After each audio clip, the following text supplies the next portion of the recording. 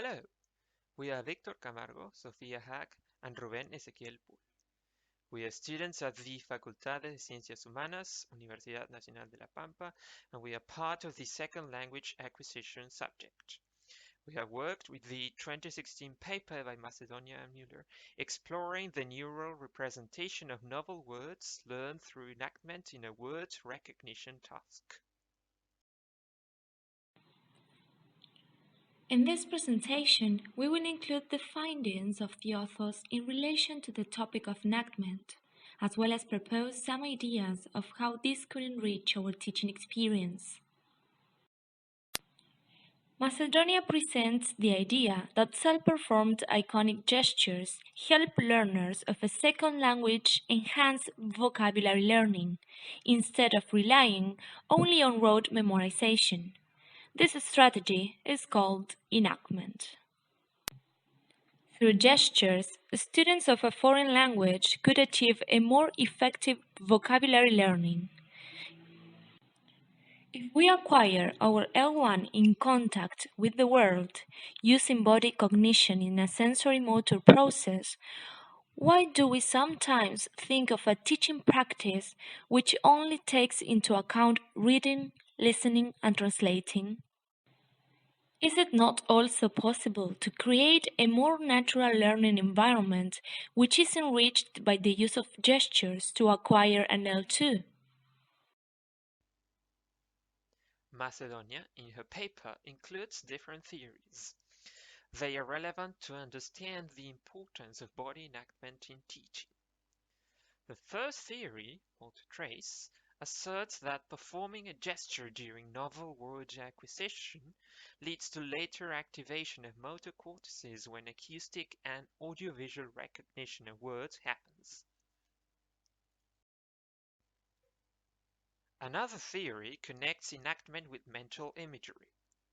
A mental image associated with a word is triggered if performing a gesture to that word.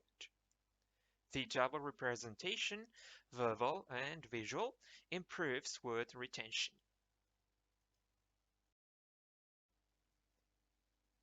The complexity of word representation theory suggests that gestures enrich the word's representation, making it more complex than simply reading or listening to the word. The enactment effect may also be linked to enhanced attention. In this theory, learners perform gestures according to the semantics of a word.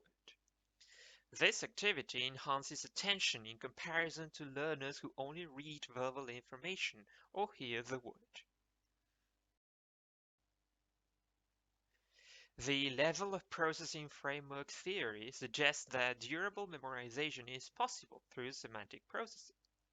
Thus, selecting semantic features of a word in a task is better than shallow information encoding due to sensory processing activities such as hearing a word. The system-oriented approach theory proposes that enactment could engage more than one memory system. The encoding of a gesture involves storing of information related to the word in procedural memory. Encoding a written word, however, involves declarative memory. Both memory systems can be involved when word learning is accompanied by gestures. Macedonia performed an experiment with 18 participants who had to memorize 92 words in the artificial language Vimy. The novel words were presented in two ways, using 46 iconic gestures or 46 semantically unrelated gestures. Participants who had to watch videos of an actress performing the gesture and saying the words while the word also appeared on a screen at the same time. Afterwards, participants were asked to repeat the word and imitate the gesture. In order to access memorization, translation from German into Vimy and vice versa was used.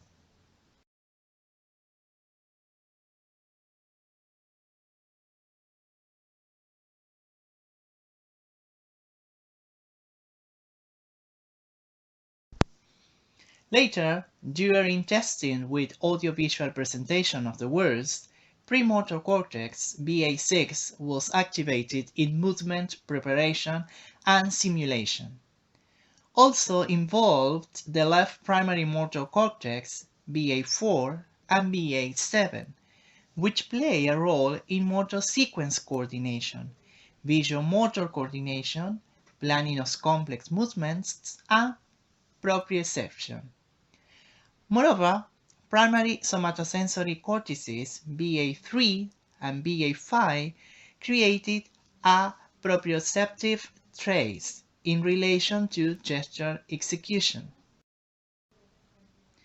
Basal ganglia, that is to say left putamen, left and right caudate, left substantia nigra, and the cerebellum were also involved as they contribute to motor emulation processes. The supramarginal gyrus BA40 and the angular gyrus BA39 mediate perception of space and body location, and thus were also activated. Activity was also present in BA18, a visual association area which is responsible for the complex image processing that happens when training and reactivating a mental image.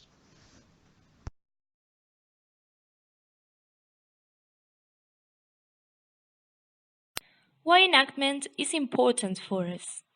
In addition to helping with meaning, a more explicit use of gestures can help learners retain the phonological form of words. Macedonia proposes a technique where the instructor says a word while performing an iconic gesture. For example, cupping one's hand and tilting it downward for to pull, and the learners repeat both word and gesture. Perhaps, if we took advantage of gestures in class, we could create a more natural learning environment for acquiring vocabulary, somewhat similar to our experience in our L1. Now, we're going to propose some lesson plans or activities that put enactment in the class into practice.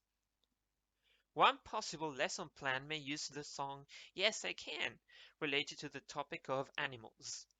In this lesson, students learn vocabulary about animals and actions, as well as the modals can and can't. As a warm-up, animal flashcards are used. Students have to pick a flashcard and write the name of the animal on the board, or say it loud, distinguishing between wild and farm animals. Then the teacher asks the students some questions as regards likes, preferences, and pets, such as do you like animals? Do you have any pets?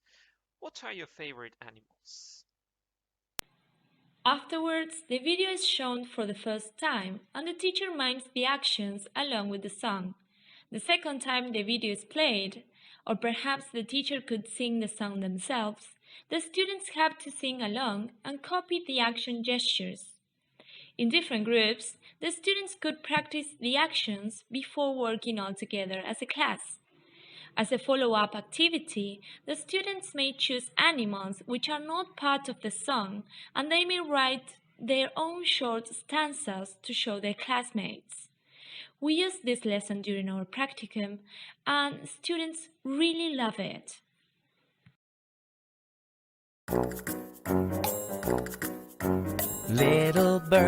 Little bird, can you clap? No, I can't, no, I can't clap.